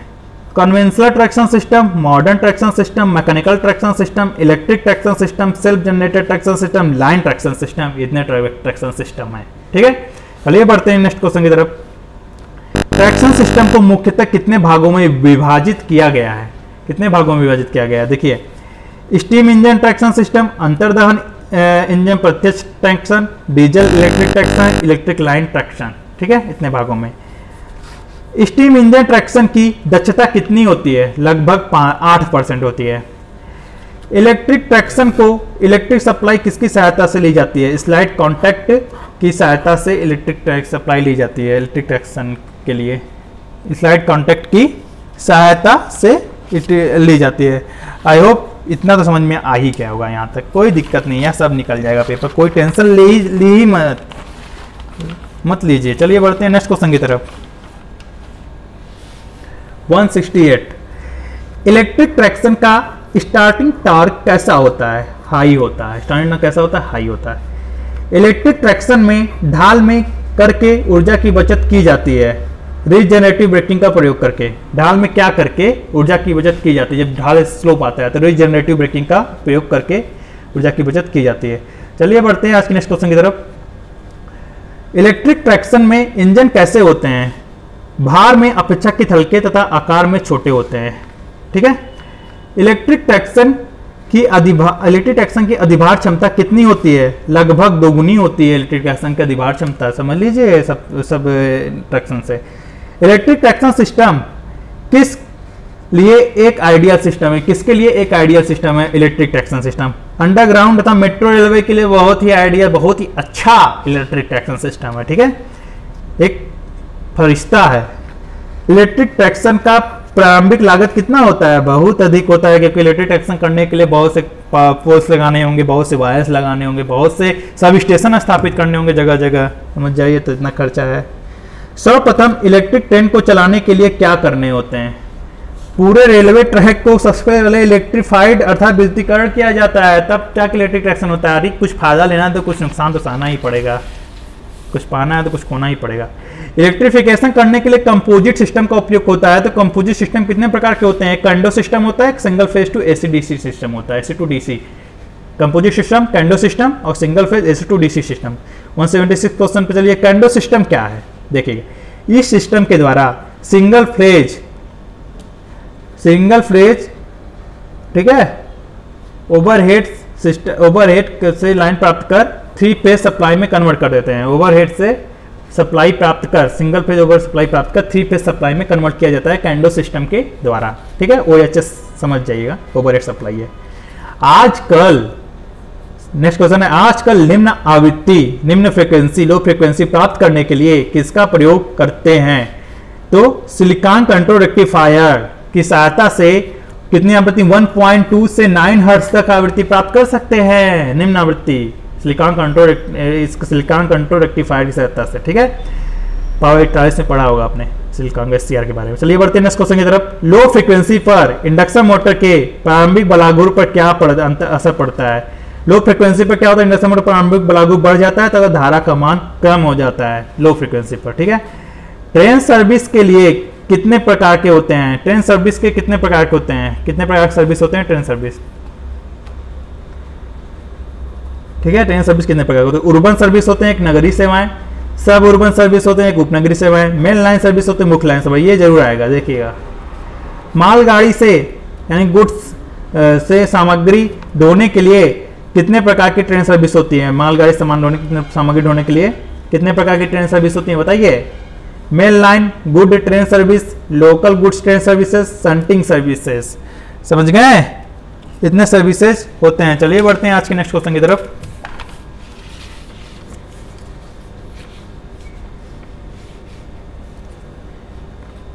वीडियो को अंत तक जरूर देखिएगा, तभी अच्छा लगेगा। विद्युत शक्ति संचरण चालक से विद्युत धारा लेने की क्रिया को क्या कहते हैं? तो इसकी कितनी प्रणाली होती है? विद्युत करंट कलेक्शन सिस्टम कहते हैं, जो विद्युत शक्ति संचरण से धारा लेने की क्रिया को करंट कलेक्शन सिस्टम कहता है। दो प्रकार के होते हैं, एक साइड कंडक्टर कॉन्टैक्ट सिस्टम होता है, एक ओवरहेड कंडक्टर कॉन्टैक्ट सिस्टम होता है। चलिए बढ़ते हैं आज के नेक्स्ट क्वेश्चन की तरफ। साइड कंडक्टर कॉन्टैक्ट सिस्टम का उपयोग कहाँ किया जाता है? देखिए, इसका उपयोग प्रायः अधिक आबादी वाले बड़े नगरों में अंडरग्राउंड ट्रैक्शन सिस्टम के अंतर्गत होता है इसका उपयोग। ठीक है, बड़े नगरों में अंडरग्राउंड ट्रैक्शन सिस्टम होता है साइड कंडक्टर कॉन्टैक्ट सिस्टम का उपयोग। साइड कंडक्टर कॉन्टैक्ट सिस्टम के अंतर्गत विलककारी चालक संस्पर्श व्यवस्था को पटरी पथ के समांतर कितनी दूरी पर रखा जाता है साइड कंडक्टर कॉन्टैक्ट सिस्टम को? चलिए देख जानते कि 30 सेंटीमीटर से 40 सेंटीमीटर की दूरी पर। समझ गए। चलिए बढ़ते हैं आज की नेक्स्ट क्वेश्चन की तरफ। करंट कलेक्टर धारा संग्राहक के कितने प्रकार होते हैं? देखिए, केबल कलेक्टर होते हैं, पोल कलेक्टर होते हैं, बो कलेक्टर होते हैं, पैंटोग्राफ कलेक्टर होते हैं, यानी 4 प्रकार होते हैं करंट कलेक्टर करने के लिए। ठीक है, केबल कलेक्टर में करंट को किस माध्यम से कलेक्ट करते हैं? एक इंसुलेटिंग वायर की केबल की सहायता से करंट केबल कलेक्टर में करंट को कलेक्ट करते हैं। चलिए बढ़ते हैं आज के नेक्स्ट क्वेश्चन की तरफ। केबल कलेक्टर का उपयोग कहाँ किया जाता है? जहां पर आग लगने का भय होता है, जैसे यहाँ पर आग लगने के बाद माइल कारखाने में आग वहां पे केबल कलेक्टर का प्रयोग करते हैं। ठीक है, केबल कलेक्टर का उपयोग किन कार्यों के लिए उपयुक्त समझा जाता है? कम दूरी के कार्यों के लिए उपयुक्त समझा जाता है। ठीक है, ज्यादा अधिक दूरी के लेकिन मत भाग जाइएगा, नहीं तो खराब हो जाएगा। पोल कलेक्टर में किसके माध्यम से करंट से कांटेक्ट स्थापित होता है? इंजन की छत पर खंबे के आकार का कार्बन युक्त या व्हील ऑफ गन मेटल लगा होता है, जो ओवरहेड कंडक्टर से संपर्क बनाते हुए 30 से 35 किलोमीटर प्रति घंटे की गति से चलने वाली वाहनों में सरलतापूर्वक उपयोग करते हैं। इंजन की छत पर खंबे का आकार का कार्बन युक्त होता है, यानी ग्रुप्ड स्लाइडिंग शू होते हैं, जिसके द्वारा ओवरहेड लाइन से करंट आते संपर्क बनते हैं। यानी व्हील ऑफ गन मेटल लगा होता है या ग्रुप्ड स्लाइडिंग शू, ऐसे पूछेगा। 2 ऑप्शन देगा, ये ग्रुप्ड स्लाइडिंग शू और wheel of gun metal pole collector से। ठीक है, तो ये दोनों में से एक टिक कर दीजिएगा। ठीक, चलिए बढ़ते हैं आज की नेक्स्ट क्वेश्चन की तरफ। पोल कलेक्टर का उपयोग कहाँ किया जाता है? इसका उपयोग ट्राली बसों एवं ट्राम बसों में किया जाता है। इसका उपयोग ट्राली बसों एवं ट्राम बसों में किया जाता है। चलिए बढ़ते हैं आज के नेक्स्ट क्वेश्चन की तरफ। पोल कलेक्टर को और किस नाम से जाना जाता है? ट्रॉली कलेक्टर के नाम से जाता है पोल कलेक्टर को। ठीक है, पोल कलेक्टर का एक नाम है ट्रॉली कलेक्टर। ठीक है, पोल कलेक्टर को अधिक गति वाले वाहनों में प्रयोग क्यों नहीं किया जाता है? क्योंकि कमजोर संपर्क के कारण स्पार्किंग होती है। इसका मुलायम होता है, जो कॉन्टैक्ट वायर होता है मुलायम बहुत होता है, सॉफ्ट होता है, इसलिए इसे कमजोर संपर्क के कारण स्पार्किंग अधिक होने लगती है, जिसके कारण इसका उपयोग नहीं किया जाता है। ठीक है, चलिए बढ़ते हैं नेक्स्ट क्वेश्चन की तरफ। नेक्स्ट क्वेश्चन क्या है देखिएगा ध्यान से। 192 क्वेश्चंस। यदि वाहनों को विपरीत दिशा में घुमाना हो तो ट्रॉली कलेक्टर को कितने डिग्री पर घुमाना होता है? 180 डिग्री पर। समझ जाइएगा, यदि मानव को विपरीत दिशा में घुमाना है ना, टॉय कलेक्टर को 180 डिग्री में घुमाना होता है। बो कलेक्टर का आकार किसकी तरह होता है? धनुष अथवा कमान की तरह होता है। ठीक है, बो के नाम से समझ ही आएगा, बो धनुष, कमान, तीर, धनुष, बांस का बहुत बना के खेले होंगे बचपन में आप लोग। बो कलेक्टर का कमान किस धातु का बना होता है? मुलायम धातु का बना होता है। ठीक है, बो कलेक्टर में लगे कमान की क्या खूबी होती है? बहुत अच्छी खूबी होती है, देखिएगा, ये स्वयं घिसकर नष्ट हो जाता है, ओवरहेड लाइन को नुकसान नहीं पहुंचता, क्योंकि मुलायम होता है और जब ये स्वयं घिसकर नष्ट हो जाता है टाइम आने पर, ज़्यादा दिन तो घिसता नहीं है ओवरहेड लाइन को और वो खराब नहीं होता, इसलिए बो कलेक्टर में लगे कमान की एक खूबी है। ठीक है, कमान का जीवन काल बढ़ाने के लिए पटरी पथ के, यानी कमान का जीवन काल पटरी पथ के केंद्र से कितने चाल पर लगाया जाता है? 15 सेंटीमीटर की स्टैगरिंग चाल पर। ठीक है, 15 सेंटीमीटर की स्टैगरिंग चाल पर। ये स्टैगरिंग चाल नहीं समझ में आता, जाके सर्च कर लीजिएगा, अभी नहीं समझाएंगे हम सब कुछ। कमान के ऊपर किसी एक बिंदु पर खांचा क्यों नहीं बनता है, ग्रुप क्यों नहीं बनता? क्योंकि वाहन के चलने पर ना कमान का संपर्क एक बिंदु पर न होकर 15 सेंटीमीटर की चौड़ाई, एक बिंदु पर न होकर 15 सेंटीमीटर की चौड़ाई में लगातार स्लाइड करता रहता है, इसीलिए तो खांचा नहीं बनता, इसीलिए तो ज्यादा चलता है, ज्यादा नहीं चल पाता है, मतलब नुकसान नहीं करता है ओवरहेड लाइन को। बो कलेक्टर में गाड़ी को विपरीत दिशा में घुमाने के लिए क्या करना होता है? डबल कमान लगाना होता है। पैंटोग्राफ कलेक्टर किसका बना होता है? स्टील के चैनल से पंचभुजीय आकार का ढांचा होता है, नहीं, स्टील के चैनल से पंचभुजीय आकार का बना होता है पैंटोग्राफ कलेक्टर। ठीक है, पैंटोग्राफ के ढांचे पर क्या लगे होते हैं? सामान्य ताम्र धातु की पट्टी से बने 1 या 2 पैन लगे होते हैं। चलिए बढ़ते हैं आज के नेक्स्ट क्वेश्चन की तरफ। पैंटोग्राफ कलेक्टर में धारा संग्रहण की क्षमता किस पर निर्भर करती है? पेंटोग्राफ में लगे पान की संख्या पर, पान एक स्पैन लगे होते हैं उसकी संख्या पर पेंटोग्राफ कलेक्टर की संग्रह क्षमता निर्भर करती है। ठीक है, 202 क्वेश्चन, 200 हो गए क्वेश्चन, बहुत सही, यहाँ तक बने तो लास्ट तक भी बनेगा, 600 क्वेश्चन होने हैं। पेंटोग्राफ कलेक्टर कैसे संग्राहक होते हैं? सर्वश्रेष्ठ संग्राहक होते हैं। तो इसमें पूछा जाएगा ऐसे क्वेश्चन कि कौन सा सर्वश्रेष्ठ संग्राहक होता है, तो आप लोग को ऑप्शन दे देगा, 4 ऑप्शन देगा, तो पेंटोग्राफ कलेक्टर होगा, तो उसमें से आप लगा दीजिएगा सर्वश्रेष्ठ। पेंटोग्राफ कलेक्टर का उपयोग कहाँ किया जाता है? हाई स्पीड 160 किमी प्रति घंटा वाले वाहनों पर। ठीक है, चलिए बढ़ते हैं आज के नेक्स्ट क्वेश्चन की तरफ। देखिएगा नेक्स्ट क्वेश्चन क्या है यहाँ पे। पैंटोग्राफ कलेक्टर की करंट कलेक्टर क्षमता कितनी होती है? 2000 एम्पियर से 3000 एम्पियर तक होती है। कॉन्टैक्ट वायर क्या है? Hall drown grouped copper wire का बना होता है कॉन्टैक्ट वायर। ठीक है, कंटिन्यूअस कंडक्टर का मैक्सिमम लेंथ कितना होता है? 1600 मीटर होता है मैक्सिमम लेंथ। अभी आइए बताइए विंस लॉ क्या है? विंस लॉ देखिएगा पक्का आएगा। इंटेंस रेडिएशन का वेवलेंथ एमिटर के एब्सोल्यूट टेम्परेचर के इनवर्सली प्रोपोर्शनल होता है। यही विंस लॉ बताता है, lambda proportional to 1/T। Intense radiation का वेवलेंथ एब्सोल्यूट टेम्परेचर के इनवर्सली प्रोपोर्शनल होगा, लैम्डा प्रोपोर्शनल 1/T, ध्यान दीजिएगा। अबे स्टीफन बोल्ट्जमैन लॉ क्या है आप लोग पूछेंगे, लॉ वो कहां से गया है? लॉ यार तब आया यार, पढ़ो। ठीक है, देखिए चलिए बढ़ते हैं नेक्स्ट क्वेश्चन की तरफ। स्टीफन बोल्ट्जमैन लॉ क्या है? एमिटेड रेडिएशन के संपूर्ण इंटेंसिटी एमिटर के एब्सोल्यूट टेम्परेचर के 4th पावर के अनुक्रमानुपाती होता है, यानी E प्रोपोर्शनल टू T की पावर 4। ठीक है, चलिए बढ़ते हैं आज के नेक्स्ट क्वेश्चन की तरफ। विंस लॉ ने क्या सुझाव दिया है? विंस लॉ क्या सुझाव दिए हैं बताइए?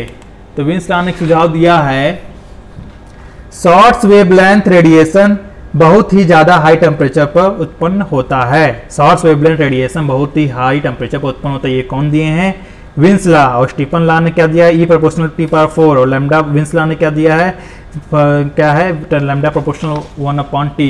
ठीक है, चलिए बढ़ते हैं आज के नेक्स्ट क्वेश्चन की तरफ, प्रश्न की तरफ। ठीक है, सन का सरफेस यानी सूर्य का सरफेस टेम्परेचर कितना होता है? लगभग 6000 डिग्री सेल्सियस। कार्बन का कार्यकारी तापमान कितना होता है? 1800 डिग्री सेल्सियस होता है कार्बन का कार्यकारी तापमान। कार्बन का ऑपरेटिंग एफिशिएंसी कितनी होती है? वेरी लो होती है, 3 ल्यूमेन पर वाट होती है। कार्बन का कैरेक्टरिस्टिक कैसा होता है? नेगेटिव रेजिस्टेंस कैरेक्टरिस्टिक्स होता है। ठीक है, चलिए बढ़ते हैं नेक्स्ट तरफ।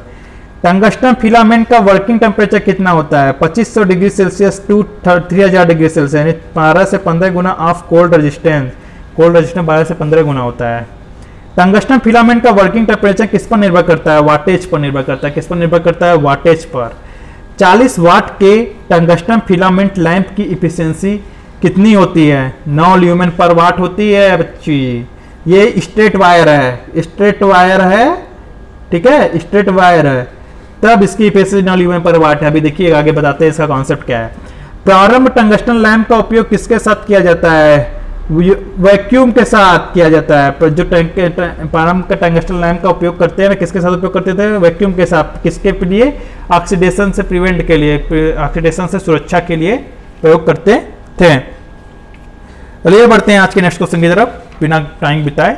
तो चलिए क्या है नेक्स्ट क्वेश्चन हुआ, देखिएगा। GFL lamp, GFL gas field lamp में कौन कौन सी गैस भरी जाती है? तो आर्गन है, नाइट्रोजन गैस भरी जाती है। नाइट्रोजन किसके लिए भरी जाती है? ऑपरेशन रिड्यूस के लिए। और आर्गन किसके लिए भरी जाती है? इफिशिएंसी बढ़ाने के लिए। नाइट्रोजन देखिए कि जितना ज़्यादा आर्क एक्सटिंक्ट होगा ना, उतना ज़्यादा नाइट्रोजन भरने की संभावना, जिसमें जितना ज़्यादा आर्क उत्पन्न होने की संभावना रहेगी उतना ज़्यादा नाइट्रोजन भरा रहेगा, ठीक है। और प्रोजेक्शन लैंप एक ऐसा लैंप है जिसमें 100% नाइट्रोजन भरे होते हैं। कैटेनरी वायर क्या है? एक पोल से दूसरे पोल के बीच में कॉन्टैक्ट वायर संपर्क तार की पटरी पथ से ऊंचाई समान बनाए रखने के लिए एक अतिरिक्त तार का उपयोग करते हैं, जिसे कैटेनरी वायर कहते हैं। कैटेनरी वायर कहते हैं। देखिएगा एक संपर्क है ना, ये लास्ट ऊपर में एक वायर लगे होते हैं, यहाँ पे एक और वायर लगे, कॉन्टैक्ट वायर है, ये कैटेनरी वायर है, दोनों बीच में इंसुलेट के द्वारा लटके होते हैं, ठीक है। चलिए बढ़ते हैं। संपर्क सतह के आधार पर कंडक्टर रेल्स कितने प्रकार के होते हैं? देखिएगा 3 प्रकार के होते हैं। एक टॉप कॉन्टैक्ट कंडक्टर रेल, एक बॉटम कॉन्टैक्ट कंडक्टर रेल्स, एक साइड कॉन्टैक्ट कंडक्टर रेल्स। 3 प्रकार के होते हैं। ट्रैक्शन सिस्टम में क्रेस्ट स्पीड या मैक्सिमम स्पीड क्या है? गाड़ी द्वारा चालन अवधि में किसी भी खंड में प्राप्त उच्चतम गति है। ट्रैक्शन सिस्टम में क्रेस्ट स्पीड से VM से प्रदर्शित करते हैं, ठीक है, VM से, ध्यान दीजिएगा, ठीक है मेरे प्यारे साथियों, मेरे प्यारे दोस्तों, आप लोग टॉप करके आएंगे इस बार। ट्रैक्शन सिस्टम में एवरेज स्पीड क्या है? V एवरेज क्या है? डिस्टेंस बिटवीन स्टेशन और actual running times in hours, यानी किलोमीटर प्रति आवर्स, ठीक है, किमी प्रति आवर्स में, ये आपका मात्रक यूनिट है। शेड्यूल्ड स्पीड क्या है? BS बार स्टेशन के बीच की दूरी, गाड़ी के चलने का समय, बटे में स्टेशन पर गाड़ी के रुकने का समय, घंटों में, यानी किमी प्रति हावर। ये क्या है? शेड्यूल्ड स्पीड, निर्धारित गति है, BS से डिनोट करते हैं। चलिए बढ़ते हैं आज के नेक्स्ट क्वेश्चन की तरफ बिना लेट के। अरे यार देखिएगा, ट्रैक्टिव इफर्ट क्या है? ट्रैक्शन संकर्षण एफर्ट क्या है? यह इंजन के पहियों को आगे चलने के लिए आवश्यक प्रभावी बल के बराबर होता है। यह एक सदिश राशि है तथा इसकी इकाई न्यूटन है। देखिए ट्रैक्टिव इफर्ट की इकाई कौन सी है? न्यूटन है। कौन प्रकार की राशि है? सदिश राशि है, ठीक है। चलिए बढ़ते हैं आज नेक्स्ट क्वेश्चन की तरफ। इलेक्ट्रिक ट्रैक्शन में किस प्रकार के मोटर्स को प्रयोग में लाया जाता है? DC series motor, AC series motor, 3 phase induction motor. ये इलेक्ट्रिक ट्रैक्शन में इतने मोटर्स उपयोग में लाए जाते हैं। चलिए बढ़ते हैं नेक्स्ट क्वेश्चन की तरफ। DC series motor series generative braking को इफेक्टिव बनाने के लिए किसका प्रयोग किया जाता है? सहायक कुंडली का उपयोग किया जाता है, ठीक है। डेप्थ ऑफ पेनिट्रेशन किसके समानुपाती होता है? T proportional 1/√F। Depth of penetration क्या होता है? यानी एक है ये है, ठीक है, रूम है, इसके अंदर कितना टेम्परेचर जा रहा है ना, कितना करंट जाएगा कितने अंदर तक, वो ये बताता है। डेप्थ ऑफ पेनिट्रेशन करते हैं उसे, T प्रोपोर्शनल 1/√F। समझ लीजिएगा, जाके सर्च कर लीजिएगा, समझ में आ जाएगा। डाई इलेक्ट्रिक हीटिंग में डाई इलेक्ट्रिक लॉस किस पर निर्भर करता है? V²F/D पर। V²F/D यानी वोल्टेज के स्क्वायर पे फ्रीक्वेंसी, और D क्या है? डिस्टेंस नहीं है, D डाई इलेक्ट्रिक लॉसेज हैं, ठीक है। दाह संस्कार में किस हीटिंग का प्रयोग करते हैं? रेजिस हीटिंग। जो दाह संस्कार, जो जब आप इलेक्ट्रिक के दाह संस्कार कराया जाता है किसी व्यक्ति का, तो उससे किस हीटिंग का प्रयोग करते हैं? रेजिस हीटिंग की तरह वो भस्म हो जाता है, छू मंत्र काली, ठीक है। चलिए बढ़ते हैं नेक्स्ट क्वेश्चन की तरफ। तो नेक्स्ट क्वेश्चन है 231 क्वेश्चंस।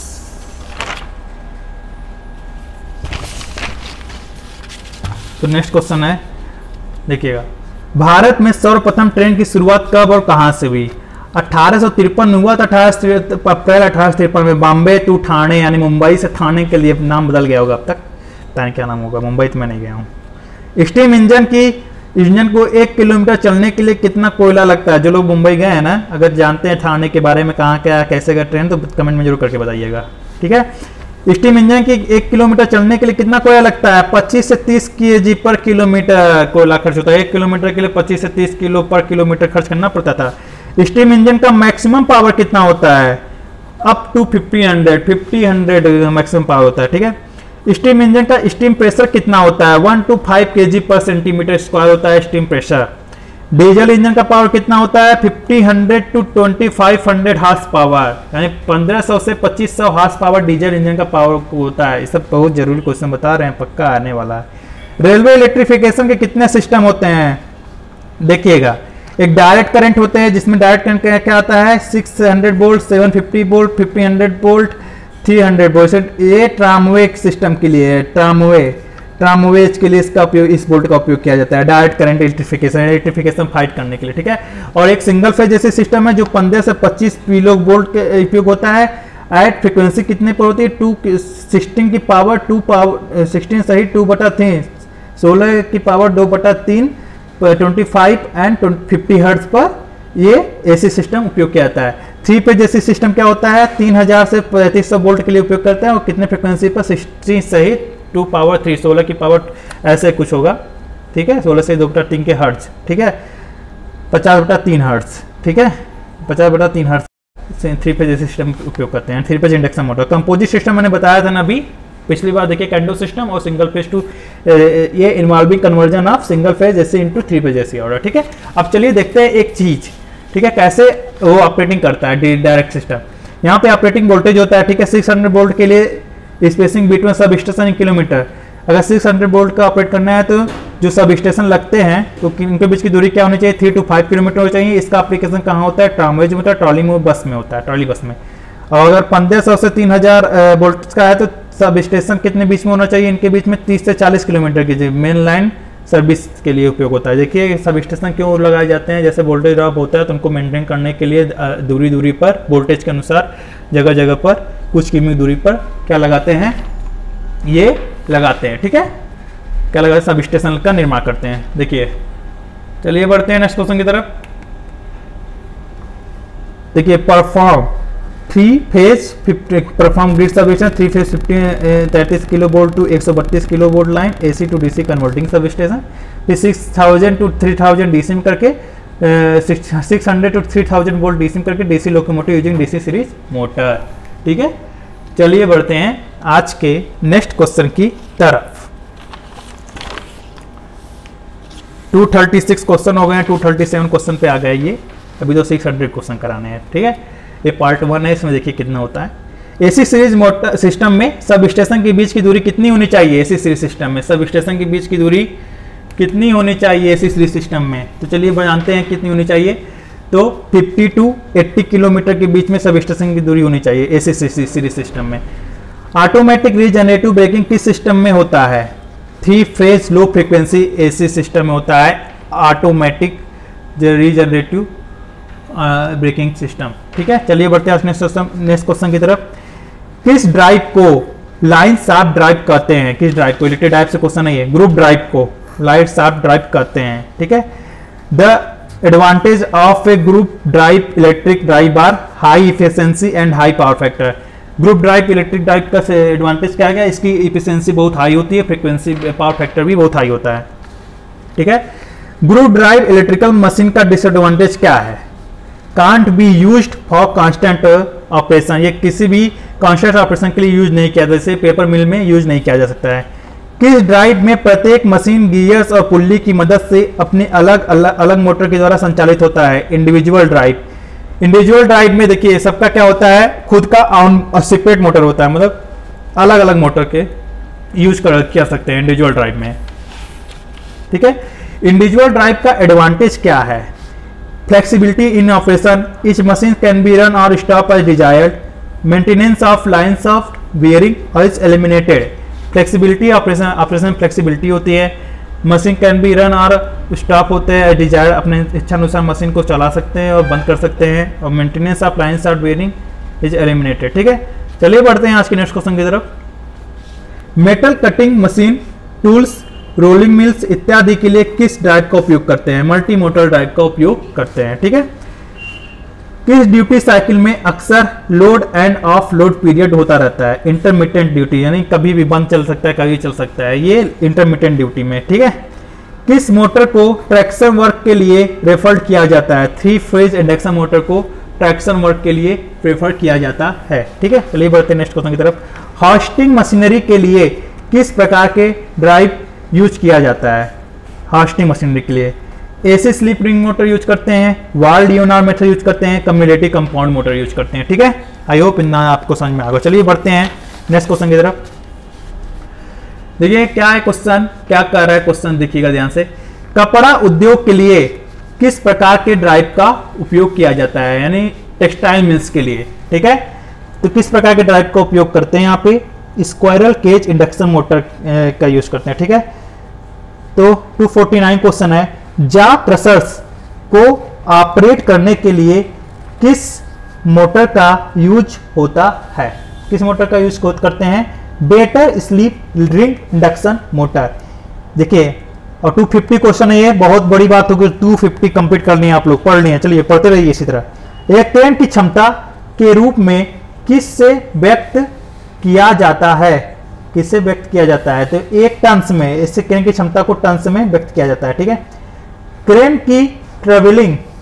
की ट्रेवलिंग स्पीड वेरीज करती है, मतलब कहां से कहां तक वेरीज करती है? कितना वेरीज करती है? कहना होगा 1 to 2.5 मीटर प्रति सेकेंड ट्रेन की ट्रेवलिंग सप्लाई वेरीज करती है। चलिए बात है नेक्स्ट क्वेश्चन की तरफ। रोलिंग मिल ड्राइव के लिए किस मोटर को रेफर करते हैं? रोलिंग मिल ड्राइव के लिए किस मोटर को रेफर किया जाता है?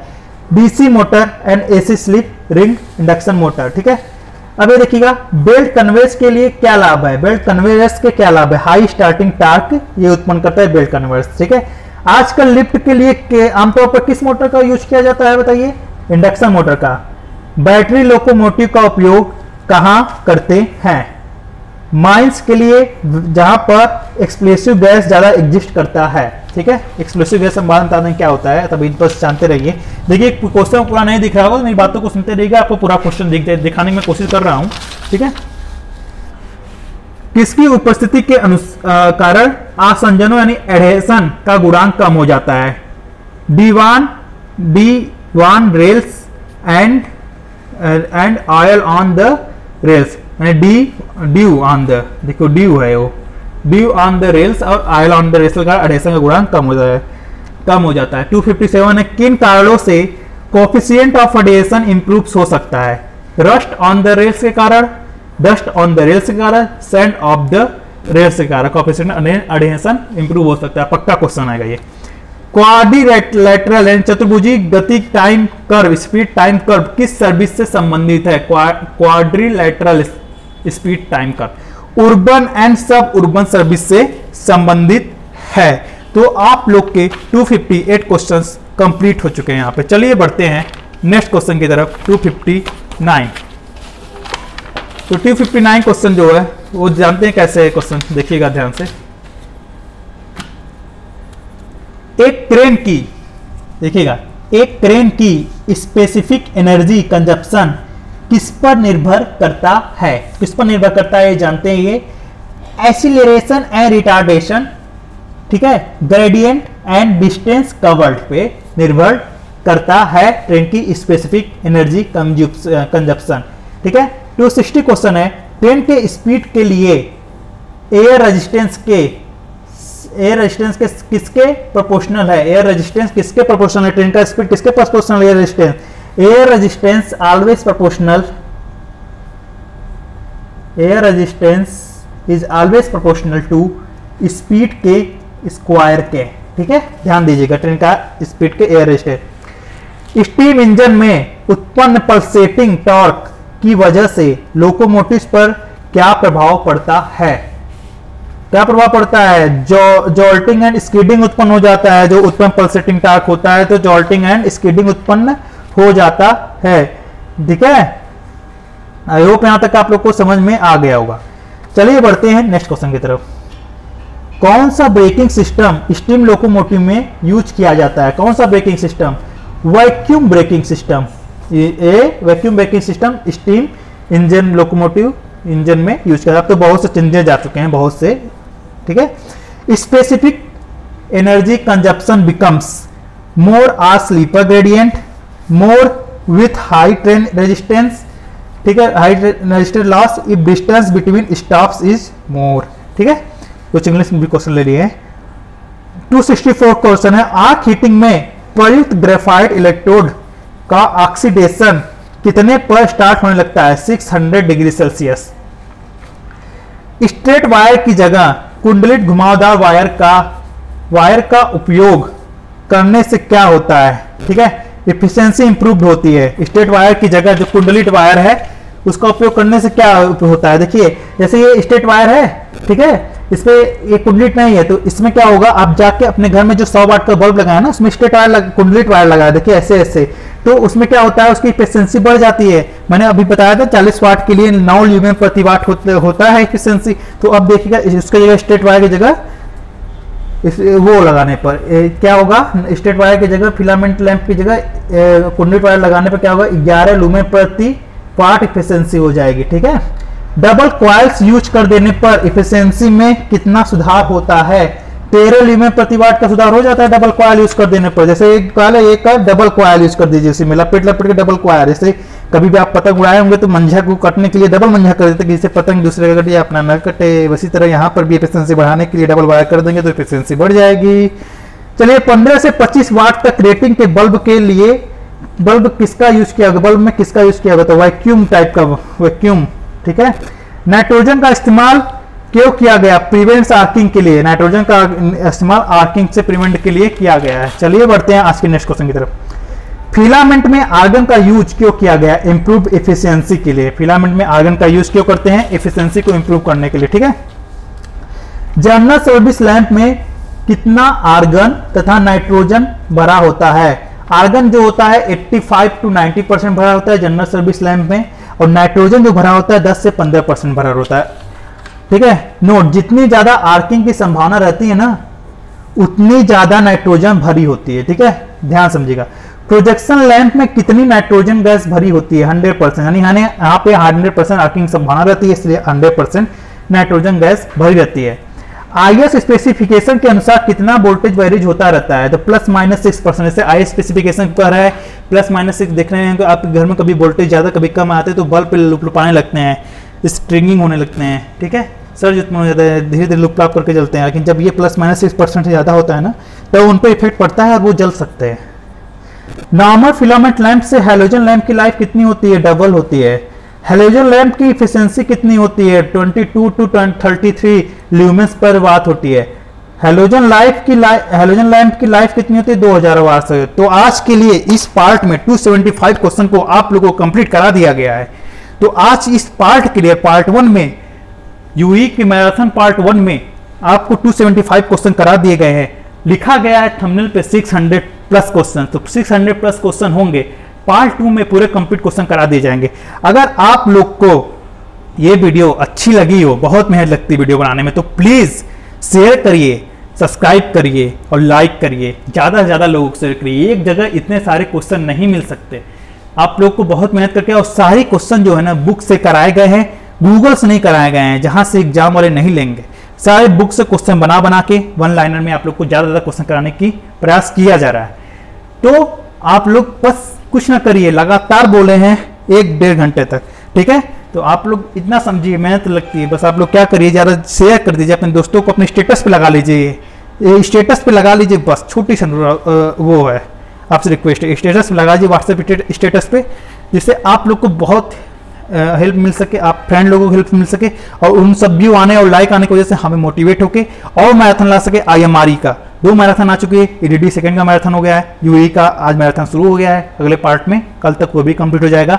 तो आप लोग को EDD का मैराथन जिन्होंने नहीं देखा है अब तक, लिंक मैं डिस्क्रिप्शन में डाल दे रहा हूँ, वो जाके EDD सेकंड का मैराथन देख ले। बहुत ही अच्छे क्वेश्चन उसमें भी हैं, और उसका भी पार्ट 2 भी आने वाला है। ठीक है, तो आप लोग जल्दी जाके देख लीजिए, और लाइक सब्सक्राइब और टेलीग्राम को जरूर ज्वाइन कर लीजिएगा, जिससे वहाँ पे आप लोग को अभी बहुत सी जानकारी दी जाएगी परीक्षा में कैसे क्या करना है, किस तारीख का पेपर आप लोग के बहुत लिए महत्वपूर्ण है। तो 21 तारीख के पहले आप लोग को बहुत सारे सब्जेक्ट करा दिए जाएंगे कंप्लीट, इंपॉर्टेंट क्वेश्चन अलग से लाए जाएंगे, क्विक रिवीजन अलग से लाए जाएंगे। अभी तो मैराथन सब आने वाले हैं, तो आप लोग बस कुछ ना करिए, सब्सक्राइब कर लीजिए, प्लीज़ शेयर कर लीजिए, लाइक कर लीजिएगा। बहुत मेहनत लगती है आप लोग के लिए, हम पढ़ाते हैं आप लोग के लिए, अच्छे के लिए। आप मेरे लिए अच्छा करिए थोड़ा सा, हम और ज़्यादा ही करेंगे आपके लिए। ठीक है, धन्यवाद। और आप लोग अपना सेमेस्टर की तैयारी करते रहिएगा। साथ में जेईई की प्रिपरेशन जल्द ही थर्ड ईयर के एग्जाम होने के बाद जेईई की प्रिपरेशन स्टार्ट कर दी जाएगी और सेकंड सेमेस्टर फोर्थ सेमेस्टर की क्लासेस स्टार्ट कर दी जाएंगी बहुत ही जल्द। तो सेकंड वाले फोर्थ सेमेस्टर वाले को भी आप लोग जोड़िए, उनको आप लोग अपने जूनियर सीनियर जितने जूनियर हैं उनको भी कनेक्ट करिए, सीनियर भी कनेक्ट करिए जो जेईई की तैयारी करना चाहते हैं। सब फ्री में वो लेक्चर आप लोग को दिया जाएगा। 8 लेक्चर डीसी मशीन के अपलोड हो चुके हैं, तो आप लोग जाके वो देख सकते हैं और पढ़ाई का अनुमान लगा सकते हैं। और वीडियो अच्छी लगी हो, कैसी भी लगी हो, बुरा भी लगा हो, खराब भी लगा हो, कोई कमी है तो प्लीज़ कमेंट करके जरूर बताएं। रिक्वेस्ट है, कमेंट करके जरूर बताएं, कमेंट जरूर करें। धन्यवाद, आपका दिन शुभ हो।